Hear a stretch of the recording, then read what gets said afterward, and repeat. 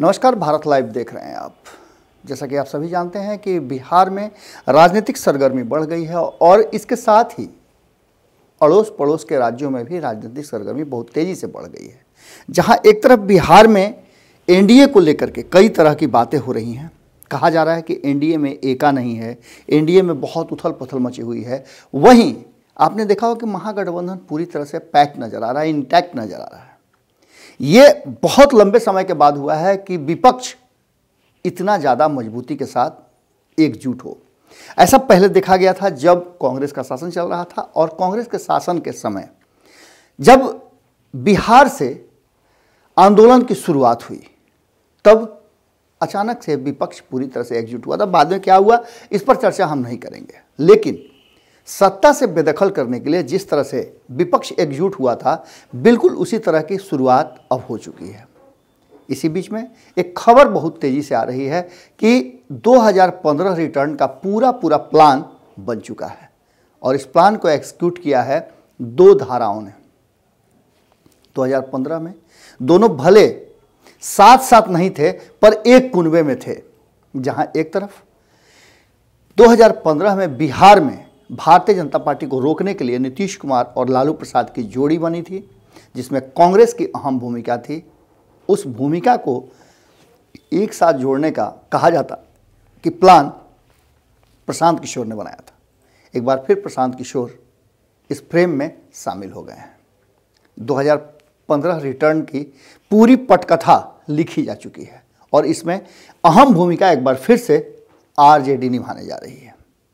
आपको बता दें कि बिहार में उथल पुथल जितना भी हो, लेकिन उस उथल पुथल की सारी बातें जो है वो लास्ट में ये कह करके शांत हो जा रही हैं कि बंगाल चुनाव के बाद देखिएगा क्या होता है। तब तक के लिए सब कुछ ठीक ठाक रहेगा।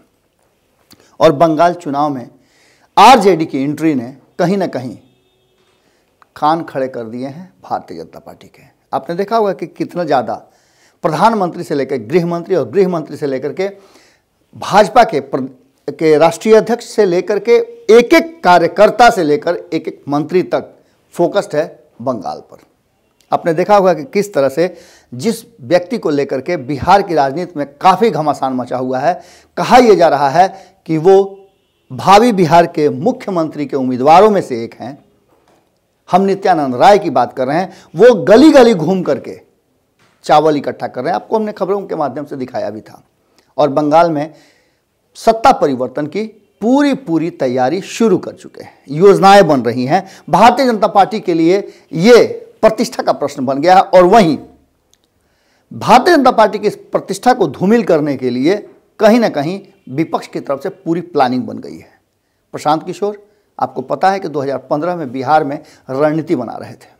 उस रणनीति के तहत भले ही चाहे जो कह ले कि प्रशांत किशोर का इसमें भूमिका नहीं था, ये तो होना ही था, लेकिन जब वो रणनीति बना रहे थे तब ऐसा किसी ने नहीं कहा था। आज प्रशांत किशोर भले जदयू से अलग हों, बीजेपी से अलग हों, पर बंगाल में वो योजनाएं बना रहे हैं। और उस योजना को लेकर के जिस तरह से आरजेडी ने हामी भर दी है, ममता बनर्जी के साथ खड़ा होने का पूरा प्लान बना लिया है, उसने साफ कर दिया है कि आने वाली चुनावी रणनीति बंगाल और बिहार दोनों को प्रभावित करने वाली है। इतना ही नहीं, उन्होंने प्रभारी भी नियुक्त कर दिए हैं।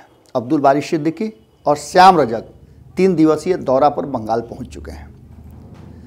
बातचीत का सिलसिला जारी हो गया है और कहा यह जा रहा है कि वाम दल और साथ साथ कांग्रेस को भी ममता बनर्जी के साथ लाने का आरजेडी पूरा प्लानिंग बना रही है। और इस भूमिका में तेजस्वी यादव की अहम और महती कहा जाए तो योगदान होने वाला है।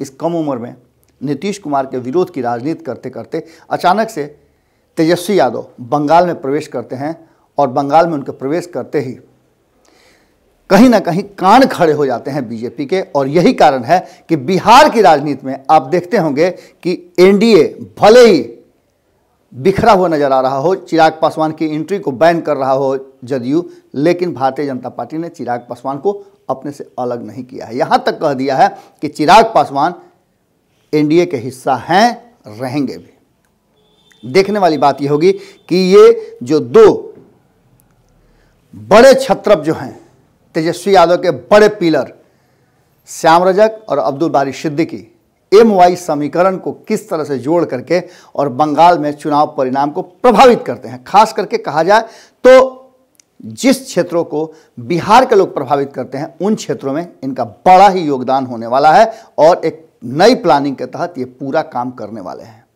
इस पर जैसे ही कुछ अपडेट आता है फिर आपके साथ हम जुड़ते हैं, लेकिन एक बात तो तय है कि तेजस्वी यादव ने कहीं ना कहीं जदयू के से लड़ाई के चक्कर में बीजेपी के लिए परेशानी जरूर खड़ा कर दिया और इस बात को बीजेपी अच्छी तरह से समझती है।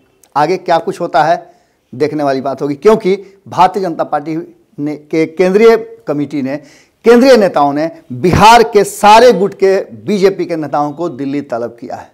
मामला क्या कुछ होता है, हमारी नज़र बनी हुई है, आपकी नज़र भारत लाइव पे होनी चाहिए। नमस्कार। अगर ये वीडियो पसंद आई और वह बिहार के राजनीति और बिहारियत से सरोकार रखेनी तो सब्सक्राइब बटन दबा के चैनल के सब्सक्राइब कर ली। ओजे एगो घंटी बा, ओकरा बटन दबा देला से कुल सटीक और मारक खबर रुआ मुफ्त में मिल जाई। अगर रुआ पत्रकारिता के हमनी के नया प्रयोग में सहयोग कर चाहतानी तो ज्वाइन बटन दबा दी। पेटीएम नंबर नोट कर ली 9386816700। धन्यवाद।